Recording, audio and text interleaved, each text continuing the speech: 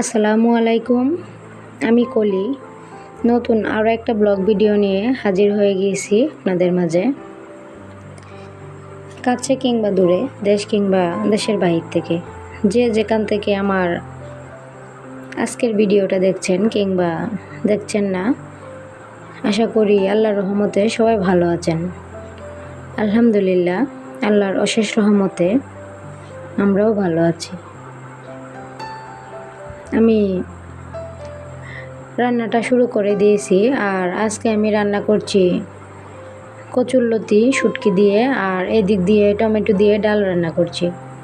আমি এই গরমের মধ্যে প্রায় প্রতিদিনই টমেটো দিয়ে কিংবা আম দিয়ে ডালটা রান্না করার চেষ্টা করি।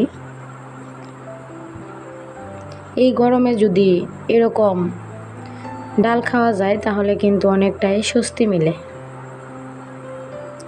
এই যে আমার কচুরলতিটা রান্না হয়ে গিয়েছে, আর এখন চলে আসলাম ডিম ধুয়ে নেওয়ার জন্য। কালকে রাহির আব্বু কিছু ডিম নিয়ে এসেছিল, যদিও আমি এই গরমের মধ্যে বেশি ডিম আনা একদমই পছন্দ করি না।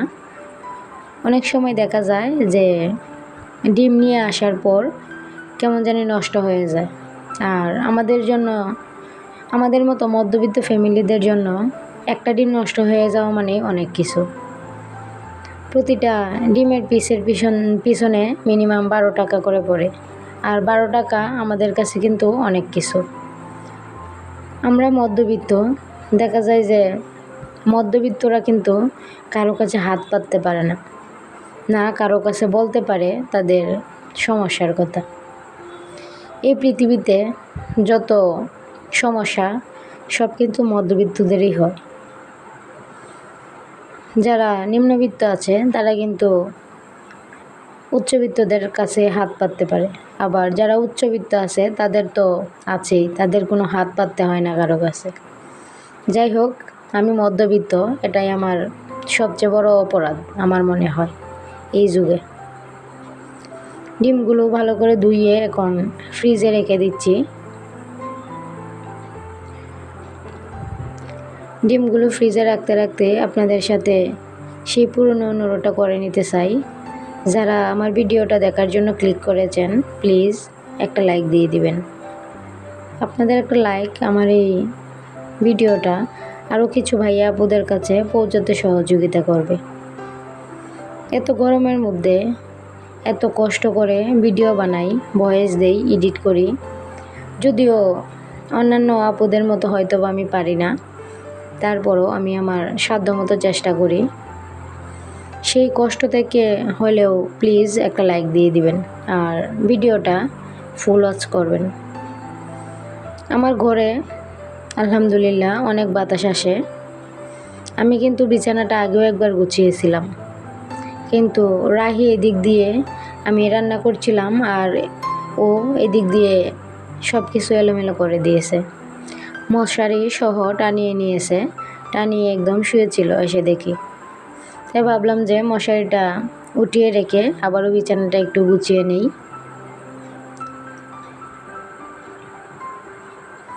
এই গরমের মধ্যে সবার কাছে একটা অনুরোধ, যাদের বাসায় ছোট বাচ্চা আছে তারা কিন্তু আপনাদের বাচ্চাদেরকে একটু সাবধানে রাখবেন। ফেসবুক খুললে দেখা যায় যে সবার বাচ্চাই অসুস্থ, বিশেষ করে জ্বর, ঠান্ডা আর ডায়রিয়ার প্রবণতাটা অনেকটাই বেড়ে গিয়েছে। তাই সবার উচিত সবার বাচ্চাদেরকে একটু সাবধানে রাখা। আমার রাহির জন্য সবাই দোয়া করবেন, আল্লাহ যেন ওকে সুস্থ রাখে। আমি বিছানাটা গুছিয়ে নিয়েছি, আর এখন চলে আসলাম যে কর্নারে একটা আছে, সেই কর্নার একটাকে একটু মুছে নেওয়ার জন্য। অনেক দিন যাবত এই কাজগুলো করা হচ্ছিল না। গরমের মধ্যে অনেক বেশি আলসামি ধরে যায়, কাজ করতে একদমই ইচ্ছে করে না। এত পরিমাণে গরম যে কিছুই করতে ইচ্ছে করে না। আমি কর্নার রেকের মধ্যে যে ছোট ছোট শোপিসগুলো রাখা হয়েছে সেগুলোকে একটু ভালো করে মুছে সব কিছু একটু গুছিয়ে নিচ্ছিলাম। কিছু কথা মাঝে মাঝেই বলতে খুব বেশি ইচ্ছে করে। আমি আমার সাধ্যমতো সব আপুদের ভিডিওই দেখার চেষ্টা করি, কিন্তু আমার ভিডিওর কেউ যেন দেখতে একদমই আগ্রহী না। জানি না, হয়তোবা আমার কথা বলার ধরন কিংবা ভিডিও করার ধরনটা আপনাদের কাছে পছন্দ হয় না। তারপরেও প্লিজ অন্তত আমাকে একটু সহযোগিতা করার জন্য হলেও আমার ভিডিওটা দেখবেন, এটা আপনাদের কাছে আমার আকুল আবেদন। যাই হোক, আমি একটা গুছিয়ে রেখে এখন ঘরটা ঝাড় দিয়ে নিচ্ছি। অনেক বেশি ময়লা হয়ে গিয়েছিল ঘরটা, যার কারণে একটু ভালো করে ঝাড় দিয়ে নিচ্ছি। আর দেখুন আমাদের এই জায়গার তাপমাত্রার প্রবণতাটা কীরকম, 39 ডিগ্রি সেলসিয়াস। আর মনে হচ্ছে গরমটা যেন একদমই 42-43-এ চলে গিয়েছে।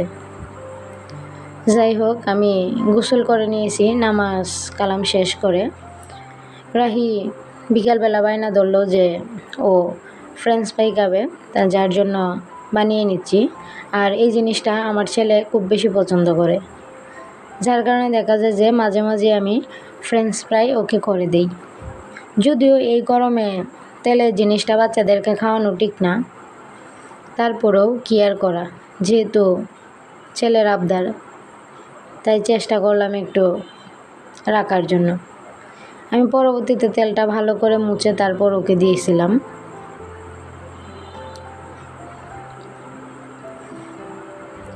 ফ্রেঞ্চ ফ্রাইগুলো মোটামুটি ভাজা হয়ে গিয়েছে, আর এখন নামিয়ে নিয়েছি। এটার মধ্যে একটু হাতে তৈরি বিট লবণ দিয়ে দিব, দিয়ে ওকে খেতে দিয়ে দিব। যাই হোক, কথা বলতে বলতে আমি ভিডিও শেষ পর্যায়ে চলে এসেছি। যদি কেউ দেখে থাকেন প্লিজ একটা লাইক দিয়ে দিবেন। আর সবাই ভালো থাকবেন, সুস্থ থাকবেন। আল্লাহ হাফেজ, আসসালামু আলাইকুম।